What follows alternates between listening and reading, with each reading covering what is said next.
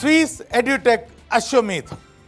ഈ ദിവസം അശ്വമേധത്തിൽ അതിഥിയായി എത്തിച്ചേരുന്നത് ഏറെ കാലങ്ങളുടെ ദശാബ്ദങ്ങളുടെ പരിചയം മലയാളി പ്രേക്ഷകരുമായുള്ള ഒരു അനുഗ്രഹീതനായ കലാകാരനാണ്.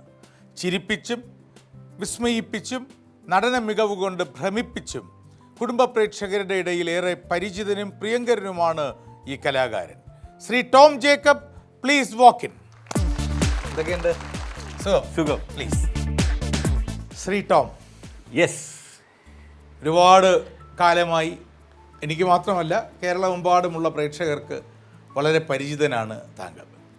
പക്ഷേ ഈ ദിവസം അശ്വമേധത്തിൽ അതിഥിയായി താങ്കൾ എത്തിയിരിക്കുന്ന ഈ കസേരയിലിരിക്കുന്ന ഈ നിമിഷത്തിൽ താങ്കളോട് ഞാൻ ആദ്യം ചോദിക്കാൻ ആഗ്രഹിക്കുന്നത് താങ്കളുടെ ഇതുവരെയുള്ള അഭിനയ വർഷങ്ങളുടെ മികവിനെക്കുറിച്ചല്ല, മറിച്ച് ലോകമെമ്പാടുമുള്ള കുട്ടികൾ കാണണം എന്ന ആഗ്രഹത്തോടെ ഒരു ഹിന്ദി ചിത്രം കുട്ടികൾക്ക് വേണ്ടി താങ്കളിപ്പോൾ നിർമ്മിക്കുകയാണ്.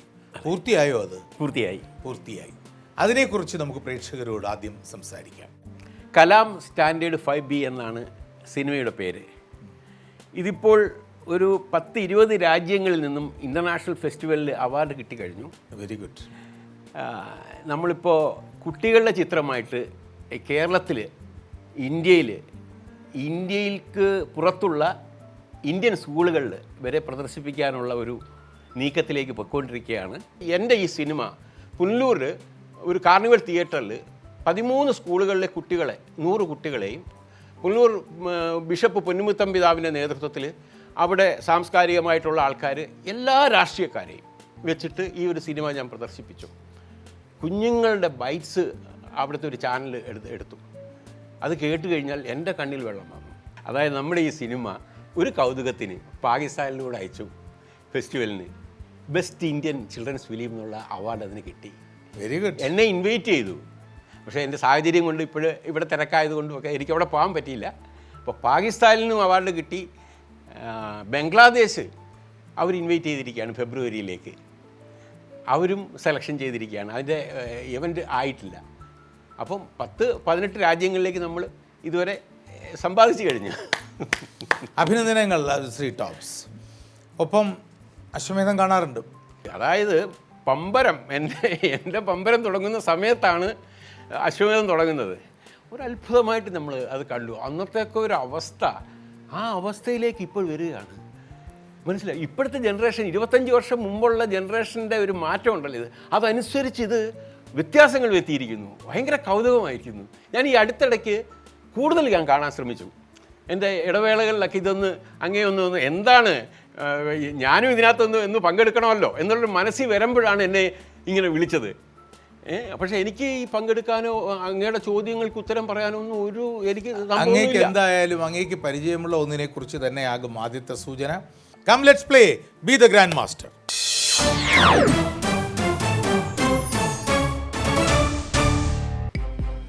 താങ്കൾ കണ്ടെത്തേണ്ട ഒരു വാക്ക്, അതെന്തുമാകാം, ഒരാളല്ല, ഒരു വാക്ക്. അതെന്താണ് എന്ന് താങ്കൾ കണ്ടെത്തുക. ഈ വാക്ക് ആദ്യമായി പ്രയോഗിച്ചത് ഇതാ നിങ്ങൾ ഈ കാണുന്ന ആളാണ്. ഇദ്ദേഹത്തിൻ്റെ പേര് കോൺസ്റ്റാന്റിൻ പെർസ്കി എന്നാണ്. ഒത്തിരി പ്രയാസമാണ്, ആണോ? ഒത്തിരി പ്രയാസമല്ല, ഭയങ്കര പ്രയാസം. എന്നാൽ അടുത്ത പ്രയാസം കുറഞ്ഞ അടുത്ത സൂചനയിലേക്ക് പോവാം. ശരി. വില്യം എഡ്വേർഡ് ടെയിൻറ്റൺ, അതൊരു നമുക്ക് തെരുവ് ബാലൻ എന്നൊക്കെ പറയാവുന്ന ഒരാളാണ്. മൂന്നാമത്തെ സൂചന, താങ്കൾ കണ്ടെത്തേണ്ട വാക്കിന് UK-യിൽ ചിലർ ദ ട്യൂബ് എന്ന് പറയാറുണ്ട്. ബുക്ക് ട്യൂബ് എന്നൊക്കെ ചിലരും വിശേഷിപ്പിക്കാറുമുണ്ട്. ഇതാ താങ്കളോടുള്ള 4ാമത്തെ സൂചന. നമ്മൾ ആദ്യം പറഞ്ഞ ആള് വാക്കാണ് കണ്ടുപിടിച്ചത് എങ്കിൽ ആ വാക്ക് എന്താണോ അത് കണ്ടുപിടിച്ചത് ഇദ്ദേഹമാണ്. അവസാനത്തെ സൂചന തരട്ടെ? തന്നോളൂ. താങ്കൾക്ക് അറിയാവുന്ന കുറച്ച് ആളുകളെ കാണിച്ചു തരാം.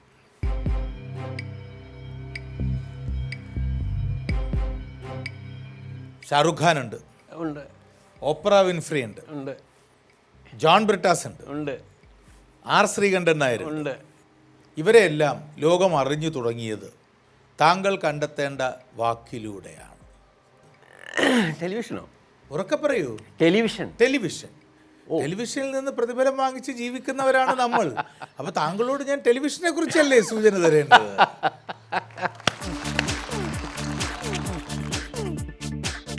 ലോകത്തിലാദ്യമായി വിദാറെ ടെലി എന്നീ രണ്ട് വാക്കുകൾ ഉപയോഗിച്ച് ടെലിവിഷൻ എന്ന വാക്ക് ഉണ്ടാക്കിയതാണ് കോൺസ്റ്റൻ്റൈൻ. ടെലിവിഷൻ ആദ്യമായി ജോൺ ബേർഡ് കണ്ടുപിടിക്കുമ്പോൾ ഒരു കെട്ടിടത്തിൻ്റെ മുകളിലത്തെ നിലയിലാണ്. ക്യാമറ ഒരു മുറിയിൽ, മറ്റൊരു മുറിയിൽ ഒരു പെട്ടി. ഈ ക്യാമറയുടെ മുന്നിൽ ഒരു പൂ വെച്ചു. അത് ആ ഇപ്പുറത്തെ മുറിയിലുള്ള പെട്ടിയിൽ തെളിഞ്ഞു കണ്ടു, സന്തോഷമായി. പക്ഷെ പൂവ് ചലിക്കില്ലല്ലോ.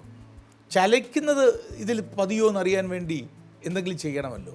മരകോവണി ഇറങ്ങി താഴെ ഇറങ്ങി വന്നപ്പോൾ തെരുവിലൊരു ചെറുപ്പക്കാരൻ, ഒരു കുട്ടി തെരുവ് ബാലനെ കണ്ടു. അവൻ്റെ കൈ പിടിച്ച് വലിച്ച് മുകളിലത്തെ മുറിയിലേക്ക് കൊണ്ടുപോയി ക്യാമറയുടെ മുന്നിൽ നിർത്തിയിട്ട് എന്തെങ്കിലും കാണിക്കാൻ പറഞ്ഞു. ചില രേഖകൾ പറയുന്നത് അവൻ അന്ന് ഭിക്ഷ യാചിച്ചു എന്നാണ് പറയുന്നത്. എന്തായാലും തൊട്ടടുത്ത മുറിയിലെ ചതുരപ്പെട്ടിക്കകത്ത് ആ ബാലൻ്റെ ആംഗ്യവും ചേഷ്ടകളും കൃത്യമായി ചലിച്ചുകൊണ്ട് തന്നെ തെളിഞ്ഞു കണ്ടപ്പോൾ അഭിമാനവും ആഹ്ലാദവും കൊണ്ട് അടുത്ത മുറിയിലേക്ക് ഓടി അവനെ ഇങ്ങനെ മാറോട് ചേർത്ത് കെട്ടിപ്പിടിച്ച ജോൺ ബേർഡ് തൻ്റെ നീളൻ കുപ്പായത്തിൻ്റെ കീശയിൽ നിന്ന് വാരിയെടുത്ത് അവന് നൽകിയ കുറേ നാണയങ്ങൾ, കുറേ പെൻസാണ് ഈ ചരിത്രത്തിൽ, മനുഷ്യരാശിയുടെ ചരിത്രത്തിൽ ആദ്യമായി ടെലിവിഷനിൽ പെർഫോം ചെയ്ത ഒരാൾ നേടുന്ന ആദ്യത്തെ പ്രതിഫലം. നമ്മുടെയൊക്കെ ഗുരു ആ തെരുവ് ബാലനാണ്, അല്ലേ? ആമീൻ. ദ ട്യൂബ് എന്നാണ് ടെലിവിഷന്, ബുബ് ട്യൂബ്, ദ ട്യൂബ് എന്നൊക്കെയാണ് UK പറയാറുള്ളത്.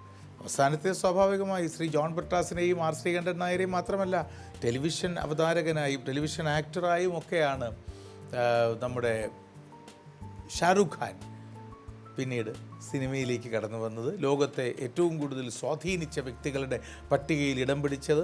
9-ാമത്തെ വയസ്സിൽ ക്രൂരമായ റേപ്പിന് വിധേയയാവുകയും 14-ാമത്തെ വയസ്സിൽ അബോർട്ടഡ് ആവുകയും പിന്നീട് റേഡിയോ സ്റ്റേഷനിലേക്ക് പോയപ്പോൾ ശബ്ദം മതി അവിടെ, പക്ഷേ രൂപം കൊള്ളില്ല എന്ന് ആക്ഷേപിച്ച് റേഡിയോ സ്റ്റേഷനിൽ നിന്ന് പുറത്താക്കുകയും ചെയ്ത ഈ ലോകം കണ്ട ഏറ്റവും വലിയ ടെലിവിഷൻ അവതാരക ഓപ്ര വിൻഫ്രയുടെ ചിത്രം വരെ ആ കൂട്ടത്തിലുണ്ടായിരുന്നു.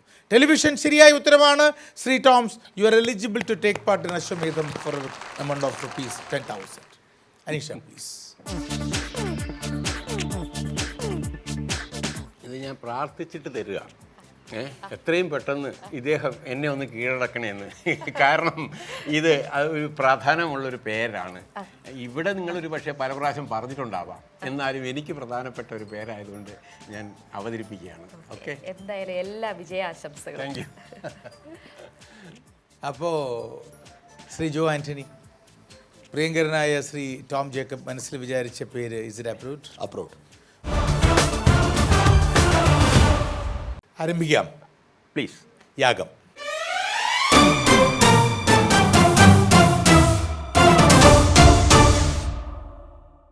താങ്കൾ വിചാരിച്ച വ്യക്തിയുടെ പ്രധാന മേഖല ടെലിവിഷൻ? നോ. അല്ല, അതൊരു മുൻധാരണയായിപ്പോയി, വേണ്ട. ഇന്ത്യൻ? യെസ്. മലയാളി? നോ. അല്ല. ജീവിച്ചിരിപ്പുണ്ടോ? ഇല്ല. 2000-ന് ശേഷം വരണം? അല്ല. അല്ല. രാഷ്ട്രീയം, കല, സാഹിത്യം ഇതിലൊന്നാണ് പ്രധാനം? അതെ. രാഷ്ട്രീയം? അല്ല. സാഹിത്യം? Yes. South Indian? Yes. Tamil Nadu? No. 10 ചോദ്യങ്ങൾ യജ്ഞം.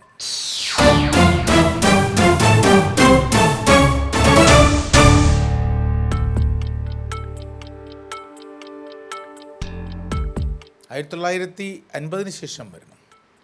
ആഫ്റ്റർ 1950 അതെ അതെ ആണ്. അതെ. ആന്ധ്രാപ്രദേശ്? യാ. ജ്ഞാനപീഠം ലഭിച്ചു? ജ്ഞാനപീഠം ലഭിച്ചിട്ടില്ല. ഇല്ല. ഇപ്പം കണ്ടുപിടിക്കും.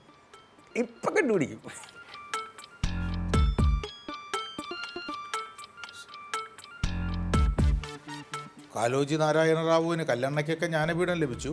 ഇത് തെലുങ്കാണ്, ആന്ധ്രാപ്രദേശാണ്. ജ്ഞാനപീഠം ലഭിച്ചിട്ടില്ല. ഇല്ല. ചെറുകഥ, നോവൽ, കവിത ഇതിലൊന്നു തന്നെയാണ് പ്രധാനം. അതെ. കവിത ഒരു ഇത് പഴയ ആന്ധ്ര എന്ന് ഞാനൊന്ന് സ്പെസിഫിക് ആക്കുന്നു. ഇപ്പോഴത്തെ ആന്ധ്രാപ്രദേശ് അല്ല എന്നല്ല. അതായത് പണ്ട് ഇപ്പോൾ ആന്ധ്രാപ്രദേശും തെലുങ്കാനയും ഉണ്ട്. ഇത് രണ്ടും ചേർന്നതാണ്. ചേർന്ന് അതെ, അതെ. അതിന് മുമ്പുള്ള കാര്യമാണല്ലോ. ദാറ്റ് മീൻസ് ആന്ധ്രാപ്രദേശ് എന്ന് പറയാം. നമ്മുടെ അതെ അദ്ദേഹം അതെ അതെ ജീവിച്ചിരുന്ന അതെ കാലത്ത് അതെ ആന്ധ്രാപ്രദേശ്. അതെ യെസ് ചെക്ക്. സത്യം പറഞ്ഞാൽ ഞാൻ ആന്ധ്രാപ്രദേശ് എന്ന് ചോദിച്ചത് ഇത് രണ്ടും രണ്ടും കൂടി ചേർത്ത് ചേർത്ത് തന്നെയാണ് ഞാൻ ചോദിച്ചത്. അതുകൊണ്ടാണ് ആ സമയത്തൊന്നും ഇടപെടാതിരുന്നത്. അല്ല, അത് രണ്ട് ചേർത്ത് തന്നെയാണ് ചോദിച്ചത്. ഓക്കെ. കഥാകൃത്താണ്, പക്ഷേ ജ്ഞാനപീഠം ലഭിച്ചിട്ടില്ലാത്ത ആളാണ്. 1980 ശേഷം മരണം. അതെ, 80 ശേഷമാണ് മരിച്ചത്.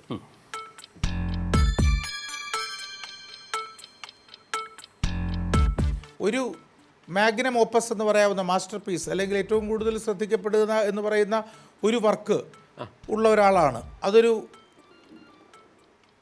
ഒരു ഒരു മാസ്റ്റർ പീസ് സൃഷ്ടിയുള്ള ഒരു നോവലുള്ള ഒരാളാണ്. അതെ. 16 ചോദ്യങ്ങൾ രാജസൂയം.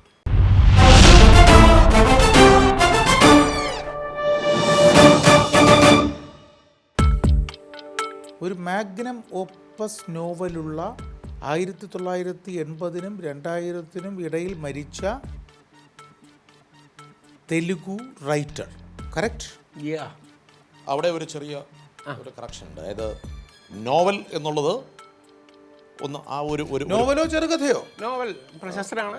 അല്ല, അദ്ദേഹത്തിന്റെ ഏറ്റവും മാസ്റ്റർ അല്ല, പീസ് ആയ അല്ല, നോവൽ. അല്ല, അവിടെ ഒരു അല്ല, ഇതിപ്പോൾ നമ്മളിവിടെ പ്രതിപാദിക്കുന്ന നോവലിനെക്കാട്ടി ഉപരി വേറൊരു കാര്യം കൂടെ ഉണ്ട്.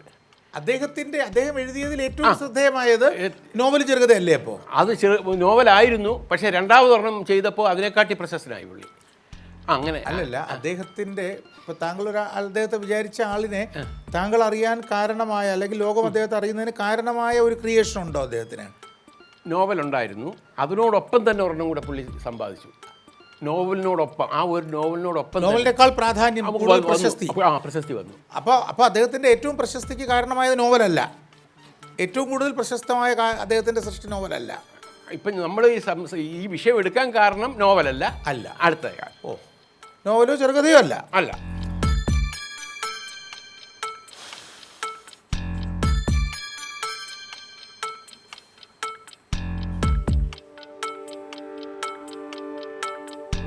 ജ്ഞാനപീഠം ലഭിച്ചിട്ടില്ല. കേന്ദ്ര സാഹിത്യ അക്കാദമി അവാർഡ് ലഭിച്ചോ? ഇല്ല.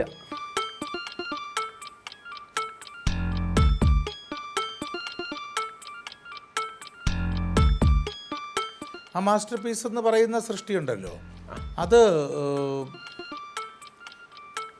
ആന്ധ്രാപ്രദേശിന് പുറത്തും പ്രശസ്തമായ ഒന്നാണ്. യെസ്, വരുന്നു വരുന്നു വരുന്ന വഴി എനിക്കറിയാം. യെസ്, ഇപ്പം കിട്ടും. ഒരു സംശയമുണ്ട്, പക്ഷേ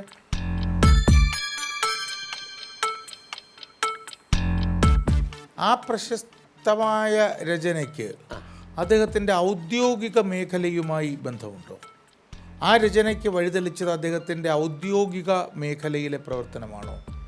whether his official responsibility or rather directions to his official power led to the creation of that. അദ്ദേഹത്തിൻ്റെ ഔദ്യോഗിക ചുമതലയുടെ ഭാഗമായി സൃഷ്ടിക്കപ്പെട്ട ഒന്നാണോ ആ പ്രശസ്തമായ മാസ്റ്റർ പീസ്? അങ്ങനെ അങ്ങോട്ട് പറയാൻ പറ്റത്തില്ല.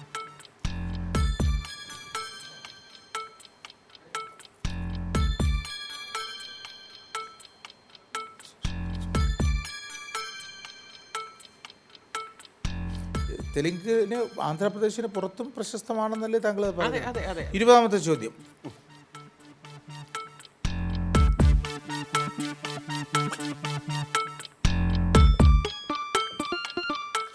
എൻ്റെ മനസ്സിലൊരു പേരുണ്ട്, അതിലേക്ക് എത്താൻ വേണ്ടിയാണ് ഞാൻ, അതാണോ എന്ന് അറിയാൻ വേണ്ടി ചോദിക്കാം. അതല്ല എങ്കിൽ പിന്നെ അവിടെ ഉപേക്ഷിക്കേ തരമുള്ളൂ.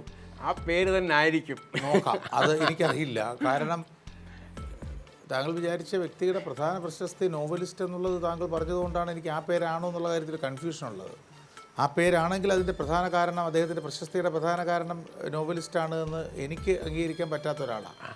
മറ്റു കാരണങ്ങൾ കൊണ്ട് തന്നെയാണ് പ്രധാന പ്രശസ്തി എന്ന് വിശ്വസിക്കുന്ന ഒരാളാണ്. നോക്കാം, മറ്റു കാരണങ്ങൾ കൊണ്ട്. 20ാമത്തെ ആണോ? അതെ. 20ാമത്തെ ചോദ്യം. അപ്പോൾ ഞാൻ ഇങ്ങനെ ചോദിക്കാം, താങ്കൾ വിചാരിച്ച വ്യക്തിയുടെ ഏറ്റവും പ്രധാനപ്പെട്ട പ്രശസ്തിക്ക് കാരണമായ ആ സൃഷ്ടി ഞാൻ വായിച്ചിട്ടുണ്ട്. സംശയം എന്താ? അതുകൊണ്ടാണല്ലോ ചോദ്യമായിട്ട് ഞാൻ വന്നത്. അങ്ങ് വായിച്ചിട്ടുള്ളതാണ്. അത് താങ്കൾക്ക് എങ്ങനെ അറിയാം? അത് ഉത്തരം പറഞ്ഞു കഴിയുമ്പോൾ താങ്കൾക്ക് മനസ്സിലാവും. ശരി, എൻ്റെ 21ാമത്തെ ചോദ്യം യെസ്, ഒന്നുകൂടി കൺഫേം ചെയ്യാം. ആ അനീഷ വായിച്ചിട്ടുണ്ടോ? ഉണ്ട്. ശരിയാണോ സാർ ആ ഉത്തരം? അതെ.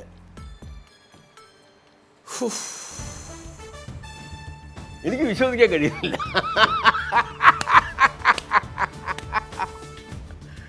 രോമമൊക്കെ എണീക്കുന്നു. ഗുരുജാട അപ്പാറാവുവിൻ്റെയും വിശ്വനാഥ റാവുവിൻ്റെയും ഞാൻ നേരത്തെ സൂചിപ്പിച്ച കല്ലണ്ണ എന്ന കാലോജി നാരായണ റാവുവിൻ്റെയും കാലമാണ് ഈ പറഞ്ഞ തെലുങ്കിലെ സാഹിത്യം. തെലുങ്കിലെ സാഹിത്യത്തിലുള്ള കല്ലണ്ണയുടേതായാലും ഗുരുജാടയുടേതായാലും അപ്പാറാവുവിൻ്റേതായാലും ഒക്കെ പേരുകൾ ഒരുപക്ഷെ ആന്ധ്രാപ്രദേശിന് പുറത്ത് അത്ര കണ്ട് പരിചിതമാകണമെന്നില്ല. ആന്ധ്രയ്ക്ക് പുറത്ത് കൂടുതൽ പരിചിതമായ തെലുങ്ക് സാഹിത്യകാരന്മാരുടെ ആ കാലഘട്ടത്തിലെ റൈറ്റേഴ്സിൻ്റെ പേരുകളിൽ ശ്രീരംഗം ശ്രീനിവാസുലു എന്ന ശ്രീയോ നമ്മുടെ ഗുർദാറോ ഒക്കെ ആയിരിക്കും കൂടുതലായി ഉണ്ടാവുക. അല്ലെങ്കിൽ പിന്നെ പണ്ടത്തെ സ്വാതന്ത്ര്യ സേനാനി കൂടിയായ അല്ലൂരി സീതാരാമരാജുവിൻ്റെയൊക്കെ തെലുഗു വീരലേവര, ദീക്ഷഭൂനി സാഗര, ദേശമാത സ്വേച്ഛഗോരി, തിരുകുപാട്ടു ചെയ്യര പോലുള്ള സൃഷ്ടികളാണ്. അപ്പോൾ പിന്നെ അത്ര കണ്ട് പ്രധാനപ്പെട്ട ഒരു പേരാണ്, ഒരുപാട് തവണ നിങ്ങളൊക്കെ ചർച്ച ചെയ്തിട്ടുള്ള പേരാണ്. എനിക്കെന്നാൽ ഇത് വളരെ പ്രധാനപ്പെട്ടതാണ് എന്നെല്ലാം ശ്രീ ടോം ജേക്കബിനെ പോലൊരാൾ മുഖവുരയായി പറഞ്ഞുകൊണ്ട് ഒരു റൈറ്ററിൻ്റെ പേര് മനസ്സിൽ വിചാരിക്കുമ്പോൾ ഓടി വരുന്ന ഒരാളുണ്ട്. ആ ആളിലേക്കാണ് ഒരു ലീഡ് ക്വസ്റ്റ്യനായി ഞാൻ ചോദിച്ചത്, ഞാൻ വായിച്ചിട്ടുണ്ടോ എന്ന്. ഞാൻ വായിച്ചിട്ടുണ്ട് എന്ന് അദ്ദേഹത്തിന് ഉറപ്പാണ്. അനീഷ വായിച്ചിട്ടുണ്ടെന്നും അദ്ദേഹത്തിന് ഉറപ്പാണ്. അതെൻ്റെ സംശയത്തെ അടിവരയിട്ട് ഉറപ്പിച്ചു. ഞങ്ങളെ കേട്ടുകൊണ്ടിരിക്കുന്ന നിങ്ങളെല്ലാവരും വായിച്ചിട്ടുണ്ട്. എല്ലാവരും വായിച്ചിട്ടുണ്ടെന്ന് എനിക്ക് ഉറപ്പാണെന്നേ. ക്വിസ് മത്സരങ്ങളിൽ ഞാൻ ഈ ആളിനെക്കുറിച്ച് ചോദ്യം ചോദിക്കുമ്പോൾ മത്സരിക്കുന്ന കുട്ടികളോട് ഞാൻ പറയും, ഈ ആളുടെ ഏറ്റവും പ്രശസ്തമായ സൃഷ്ടി നിങ്ങൾ വായിച്ചിട്ടില്ല എങ്കിൽ, അദ്ദേഹത്തിൻ്റെ ഫോട്ടോ കാണിച്ചിട്ടാണ് ഞാൻ ചോദിക്കാറുള്ളത്, നിങ്ങൾ വായിച്ചിട്ടില്ല എങ്കിൽ 1,00,000 രൂപ ഞാൻ നിങ്ങൾക്ക് സമ്മാനം തരും എന്നാണ്. അപ്പോൾ അവർക്ക് ഉറപ്പാണ്, ഇദ്ദേഹത്തിന് നമുക്കറിയില്ല, ഞാൻ വായിച്ചിട്ടൊന്നുമില്ല എന്ന് പറയും. പക്ഷേ എനിക്ക് ഉറപ്പാണ് വായിച്ചിട്ടുണ്ടെന്ന്. പണ്ട് ബംഗാളി വെങ്കയ്യയുടെ ഏറ്റവും പ്രശസ്തമായ സൃഷ്ടി നിങ്ങൾ കണ്ടിട്ടുണ്ട് എന്ന് പറയുന്നത് പോലെ ഈ മനുഷ്യൻ്റെ ഏറ്റവും പ്രശസ്തമായ രചന വായിക്കാത്ത ആരാ ഉള്ളത് എന്ന് ചോദിക്കണം. ബംഗാളി വെങ്കയ്യയാണ് നമ്മുടെ ഫ്ലാഗ് ഡിസൈൻ ചെയ്ത ആൾ. അദ്ദേഹത്തിൻ്റെ സൃഷ്ടി കണ്ടിട്ടുണ്ടോ എന്ന് ചോദിച്ചാൽ ഉണ്ട്, അല്ലേ? അതുപോലെ തന്നെ അല്ലേ എൻ്റെ പ്രിയപ്പെട്ട ടോം ജേക്കബ് എന്ന സഹോദര, താങ്കൾ എൻ്റെ സഹോദരനാകുന്നതും അനീഷ എൻ്റെ സഹോദരിയാകുന്നതും നമ്മൾ ഇന്ത്യക്കാരായതുകൊണ്ടാണ് എങ്കിൽ എല്ലാ ഭാരതീയരും എൻ്റെ സഹോദരന്മാരാണെന്ന്, ഇന്ത്യ എൻ്റെ രാജ്യമാണെന്ന്, India is my country and all Indians are my brothers and sisters എന്നാരംഭിക്കുന്ന ഈ രാജ്യത്തിൻ്റെ ദേശീയ പ്രതിജ്ഞ എഴുതിയ പൈതിമാരി വെങ്കിട്ട റാവു എന്ന PV സുബ്ബറാവുവിനെ മനസ്സിൽ വിചാരിച്ച വ്യക്തിയാണ് താങ്കളെന്ന് കരുതാനാണ്. ആണോ? തീർച്ചയായിട്ടും. PV സുബ്ബറാവു, പൈതിമാരി വെങ്കിട്ട സുബ്ബറാവു, അദ്ദേഹമാണ് ഈ രാജ്യത്തിൻ്റെ ദേശീയ പ്ലഡ്ജ് എഴുതിയത്. പക്ഷെ അവിടെ ഒരു ഡിഫറൻസ് ഓഫ് ഒപ്പീനിയൻ ജൂറിയോടും മത്സരാർത്ഥിയോടും എനിക്ക് പങ്കുവയ്ക്കേണ്ടതുണ്ട്. അത് എൻ്റെ അറിവിൻ്റെ തെറ്റാണോ എന്ന് എനിക്കറിയില്ല. ഞാൻ പണ്ട് പഠിച്ചിട്ടുള്ളതനുസരിച്ച് PV സുബ്ബറാവു വാസ് ഡിറക്റ്റഡ്. അദ്ദേഹം ദേശീയ പ്ലഡ്ജ് എഴുതിയത് അദ്ദേഹം ഒരു കളക്ടർ ആയി സേവനമനുഷ്ഠിക്കുമ്പോൾ അഡ്മിനിസ്ട്രേഷൻ്റെ ഭാഗമായി ആവശ്യപ്പെട്ടതനുസരിച്ച് ചെയ്ത ഒരു ഔദ്യോഗിക വൃത്തിയായാണ് ദേശീയ പ്രതിജ്ഞ രേഖപ്പെടുത്തപ്പെട്ടത് എന്നാണ് ഞാൻ പഠിച്ചിട്ടുള്ളത്. എൻ്റെ ധാരണ പിശകായിരിക്കാം. അപ്പോൾ ഞാൻ അറിഞ്ഞത് ഇന്ത്യ ചൈന യുദ്ധം നടക്കുന്ന സമയത്ത് 1962 ഇദ്ദേഹം എഴുതിയത്. അത് 63 ഇദ്ദേഹം സബ്മിറ്റ് ചെയ്യുകയായിരുന്നു ഭാരതത്തിൻ്റെ ഉപദേശക സമിതിയിലേക്ക്. അത് അപ്രൂവലായിട്ട് 65 ആണ് ഇത് ഇംപ്ലിമെൻ്റ് ചെയ്യുന്നത്. അതിന് മുമ്പ് ഇത് പി വി സുബ്ബറാവു അത് നമുക്ക് ഇത്തരം കാര്യങ്ങളൊക്കെയാണ് ചർച്ചകളിലായി വരേണ്ടത്, പരിശോധിക്കേണ്ടത്. പി വി സുബ്ബറാവു ഇത് ആദ്യം എഴുതുന്നത് തെലുങ്ക് ഭാഷ സംസാരിക്കുന്ന സംസ്ഥാനത്തിലെ ജനങ്ങൾക്ക് വേണ്ടി. അതിനു മുൻപ് തന്നെ അദ്ദേഹം അവരുടെ ഈ സംസ്ഥാന അടിസ്ഥാനത്തിലുള്ള ഒരു പ്രതിജ്ഞയായി തയ്യാറാക്കിയതാണ്. സ്കൂളുകളിൽ വിശാഖപട്ടണം സ്കൂളുകളിൽ തയ്യാറാക്കിയതാണ്. അന്ന് അദ്ദേഹം ഇതിൻ്റെ ജില്ലാ കളക്ടറായിരിക്കുമ്പോൾ തയ്യാറാക്കിയ ഒരു സംഗതിയാണ്. പിന്നീട് ഇതിനെ ദേശീയ പ്രതിജ്ഞയാക്കി, നാഷണൽ പ്ലഡ്ജാക്കി മാറ്റുവാൻ വേണ്ടി സമർപ്പിച്ചതാണ്. ഇത് ആദ്യം തയ്യാറാക്കിയത് അദ്ദേഹത്തിൻ്റെ ഔദ്യോഗിക അസൈൻമെൻറ്റായി തയ്യാറാക്കിയതെന്നാണ് ഞാൻ പഠിച്ചിട്ടുള്ളത്. ശരിയാണോ എന്ന് എനിക്കറിയില്ല. ജൂറി അതിൽ ശ്രീ ടോം ജേക്കബ് പറഞ്ഞു തന്നെയാണ് അതിനകത്ത് വസ്തുത. ആണോ? അതെ. അദ്ദേഹം ഒരു പ്രകൃതി ചികിത്സ ഡോക്ടറായിരുന്നു. ആണ്. അത് ഈ കമ്മിറ്റിക്ക് മുമ്പിൽ സമർപ്പിക്കപ്പെട്ടതാണ്. പക്ഷേ ഇത് ആന്ധ്രാപ്രദേശിലെ സ്കൂളുകൾക്ക് അന്ന് അദ്ദേഹം ആദ്യം കൊടുത്തത് അവിടുത്തെ മിനിസ്റ്ററിനാണ്. ഇത് കൊടുത്തത് അവിടുത്തെ എഡ്യൂക്കേഷൻ മിനിസ്റ്ററിൻ്റെ അടുത്ത് കൊടുക്കുകയും ആ രേഖയാണ് പിന്നീട് ഇത് കമ്മിറ്റിയുടെ മുമ്പിലെത്തുകയും ഇതിനെല്ലാം ശേഷം ഇത് പ്ലഡ്ജായി അംഗീകരിക്കപ്പെട്ടു എന്ന് അദ്ദേഹം അറിയുന്നത് അദ്ദേഹത്തിൻ്റെ ചെറുമുകൾ ഇത് വായിക്കുന്നത് കേട്ടിട്ടാണ്. ഒരു ഡിസ്ട്രിക്ട് കളക്ടർ ആയിരുന്ന സമയത്ത്, അദ്ദേഹം ഡിസ്ട്രിക്ട് ട്രഷറി ഓഫീസർ ആയിരുന്ന സമയത്താണ് ഇത് കൊടുത്തതെങ്കിൽ തീർച്ചയായും അതിൻ്റെ അപ്രൂവൽ എന്ന് പറയുന്ന അദ്ദേഹം അറിയും, ഔദ്യോഗിക രേഖയാണത്. പക്ഷെ അങ്ങനെ സംഭവിക്കാത്ത സ്ഥിതിക്ക് അദ്ദേഹത്തിൻ്റെ ചെറുമുകൾ വീട്ടിലിരുന്നത് വായിക്കുന്ന സമയത്താണ് ഇത് മനസ്സിലാക്കിയതെങ്കിൽ ഒരിക്കലും അത് ഔദ്യോഗിക രേഖയായിരുന്നു. അതിൻ്റെ പുള്ളിയുടെ ആ ഒഫീഷ്യൽ ജോലിയുടെ ഭാഗമായിട്ടാണ് അത് ചെയ്തതെന്ന് നമുക്ക് കണക്കിലെടുക്കാൻ സാധിക്കില്ല. പക്ഷേ നിരവധി വട്ടം ഈ കുടുംബം ഇതിനെക്കുറിച്ച് കത്തുകൾ എഴുതിയിട്ടുണ്ടെങ്കിലും ഇത് അംഗീകരിക്കപ്പെട്ട ഒരു വസ്തുതയാണെങ്കിലും ഇതുവരെ ആ കുടുംബത്തിന് വ്യക്തമായിട്ടുള്ളൊരു മറുപടി കിട്ടിയിട്ടില്ല എന്നുള്ളതാണ് നമുക്ക് മനസ്സിലാക്കാൻ സാധിക്കുന്നത്. അത് ശരി. പക്ഷെ ഞാനിത് കുട്ടിക്കാലത്ത് വായിച്ചിട്ടുള്ളത് അദ്ദേഹം ആന്ധ്രാപ്രദേശിലെ സ്കൂളുകൾക്ക് വേണ്ടി ഒരു പ്രതിജ്ഞ എഴുതി കൊടുക്കുവാൻ ആവശ്യപ്പെട്ടതനുസരിച്ച് അന്നത്തെ ട്രഷറി ഓഫീസറായിരുന്ന ചുമതലയുണ്ടായിരുന്ന കളക്ടറുടെ ചുമതലക്കാരനായിരുന്നു അദ്ദേഹം ഇത് എഴുതി തയ്യാറാക്കി സമർപ്പിക്കുകയും പിന്നീട് 1960കളുടെ ആദ്യത്തിൽ ഇത് ദേശീയ നാഷണൽ പ്ലഡ്ജായി മാറ്റപ്പെടുകയും ചെയ്തു എന്നാണ്. 65 റിപ്പബ്ലിക് ഡേക്കാണ്. അപ്പോൾ ഞാൻ ഇത്തരം വിഷയങ്ങൾ നമ്മുടെ കുട്ടിക്കാലത്തെ പഠനത്തിലുണ്ട്. ജാലിയൻ വാലാബാഗ് ദുരന്തത്തിന് കാരണക്കാരനായ ജനറൽ ഡയറിനെ ഉത്തം സിംഗ് വെടിവെച്ചു കൊന്നുവെന്ന് നമ്മൾ സ്കൂളിൽ പഠിച്ചിട്ടുണ്ട്. മൈക്കൽ ഒഡ്വയറിനെയാണ് കൊന്നത്, ജനറൽ ഡയറിനെ അല്ല. അതെ അതെ. ഇത് നമ്മൾ ഡെയിലി സ്കൂളുകളിൽ വായിക്കുമെങ്കിലും പറയുമെങ്കിലും ഇത് ആരാ ചെയ്തതെന്ന് എഴുതിയതെന്ന് ആരും പഠിപ്പിച്ചില്ല. ആ ഒരു വിഷമം എനിക്കുണ്ട്. അല്ലേ, പി വി സുബ്ബറാവു ഇപ്പോൾ കുട്ടികൾക്കൊക്കെ അറിയാം. ഈ മത്സരങ്ങളിലൊക്കെ എല്ലാ കുട്ടികൾക്കും ഇപ്പോൾ അറിയാം. നമ്മുടെ കുട്ടിക്കാലം, എൻ്റെ കുട്ടിക്കാലത്തിൽ എനിക്ക് അറിയത്തില്ല. ഞാനിത് ഈ സബ്ജക്റ്റ് തിരഞ്ഞെടുക്കാൻ കാരണം തന്നെ ഞാൻ കുട്ടികൾക്കായിക്ക് ഒരു സിനിമ ഇപ്പം നിർമ്മിച്ചല്ലോ. അതെ, കലാം സ്റ്റാൻഡേർഡ് 5. അത് തുടങ്ങുന്നത് തന്നെ ഇന്ത്യ ഈസ് മൈ കൺട്രി എന്ന് പറഞ്ഞ അദ്ദേഹത്തിൻ്റെ വാക്കുകളാണ്. അദ്ദേഹത്തിൻ്റെ ആത്മാവിനോട് ഞാൻ യാചിച്ച് ഒരു പെർമിഷൻ എടുത്തതിന് ശേഷമാണ് അത് എൻ്റെ സിനിമയിലേക്ക് വരുന്നത്. പൈഡിമാരി വെങ്കട സുബ്ബറാവു, തെലുങ്കു എഴുത്തുകാരൻ, ഇന്ത്യയുടെ ദേശീയ പ്രതിജ്ഞാ രചയിതാവ്. 1962 ഇന്ത്യ ചൈന യുദ്ധകാലത്ത് വിശാഖപട്ടണത്ത് ജില്ലാ ട്രഷറി ഓഫീസറായി സേവനമനുഷ്ഠിക്കുന്ന കാലത്താണ് അദ്ദേഹം പ്രതിജ്ഞ രചിച്ചത്. 1964 ബാംഗ്ലൂരിൽ വെച്ച് നടന്ന കേന്ദ്ര വിദ്യാഭ്യാസ ഉപദേശക സമിതി യോഗത്തിലാണ് ആദ്യമായി ഈ വരികൾ അവതരിപ്പിക്കപ്പെട്ടത്. അന്നത്തെ യോഗത്തിൽ രാജ്യത്തെ എല്ലാ സ്കൂളുകളിലും ഈ പ്രതിജ്ഞ എല്ലാ ദിവസവും ചൊല്ലണമെന്ന നിർദ്ദേശം മുന്നോട്ട് വയ്ക്കുന്നത് ചെയർമാൻ MC ചഗ്ലയാണ്. തുടർന്ന് 1965 ജനുവരി 26 റിപ്പബ്ലിക് ദിനത്തിൽ സുബ്ബറാവുവിന്റെ രചന ദേശീയ പ്രതിജ്ഞയായി പ്രഖ്യാപിക്കപ്പെട്ടു. വിശാഖപട്ടണത്തിലെ ഒരു സ്കൂളിൽ വെച്ചാണ് ആദ്യമായി ഈ പ്രതിജ്ഞ ചൊല്ലപ്പെട്ടത്. ഈ ക്വിസ് മത്സരങ്ങളിൽ സ്ഥിരമായി ഓഡിയോ റൗണ്ടുകളിൽ ഒരു ചോദ്യം ഞാൻ കഴിഞ്ഞ ആഴ്ച വരെയും ചോദിക്കാറുണ്ടായിരുന്നു. അത് മനോഹരമായ ഒരു ശബ്ദത്തെക്കുറിച്ചാണ്. ആ ശബ്ദത്തിൻ്റെ ഉടമയെ കണ്ടെത്താനാണ് ചോദിച്ചിരുന്നത്. ഷിക്കാഗോയിലെ വിശ്വവിഖ്യാതമായ ആ പ്രസംഗം, സ്വാമി വിവേകാനന്ദൻ്റെ പ്രസംഗത്തിൻ്റെ ഓഡിയോ, യൂട്യൂബിൽ നിന്ന് ലഭ്യമായ അദ്ദേഹത്തിൻ്റെ പഴയകാല ഓഡിയോ, ആ കയ്യടികളോടെ കരഘോഷങ്ങളോടെയുള്ള ആ പ്രസംഗമാണ് ഞാൻ കേൾപ്പിച്ചിരുന്നത്. കഴിഞ്ഞ ആഴ്ചയിൽ നടത്തിയ ഒരു ക്വിസ് മത്സരത്തിലും വിദേശത്ത് ഞാനത് ചോദിക്കുകയുണ്ടായി. എല്ലാവരോടും ഇപ്പോൾ ക്ഷമ ചോദിക്കുന്നു.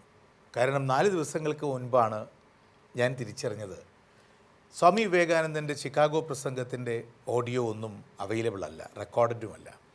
ആകെ ഉണ്ടായിരുന്നത് അന്ന് അദ്ദേഹം റെക്കോർഡ് ചെയ്തിരുന്ന ഒരു സിലിണ്ടർ പോലുള്ള അന്നത്തെ സിസ്റ്റമാണ്. അത് അംബാലയിലെ ഹൈദരാബാദിലും രണ്ടിടത്താണ്, രാജാക്കന്മാരുടെ അടുത്താണ് ഉണ്ടായിരുന്നത്. അത് പൂർണ്ണമായി തിരിച്ചെടുക്കാൻ കഴിയാത്തവണ്ണം നശിച്ചു പോവുകയും ചെയ്തു.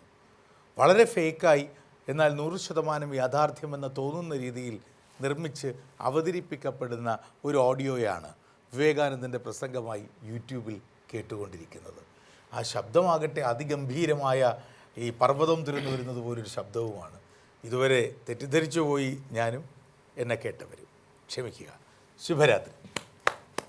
നിങ്ങൾക്കും അശ്വമേധത്തിൽ പങ്കെടുക്കാം. ബയോഡേറ്റ അയക്കേണ്ട വിലാസം ashwamedham@kairalitv.in.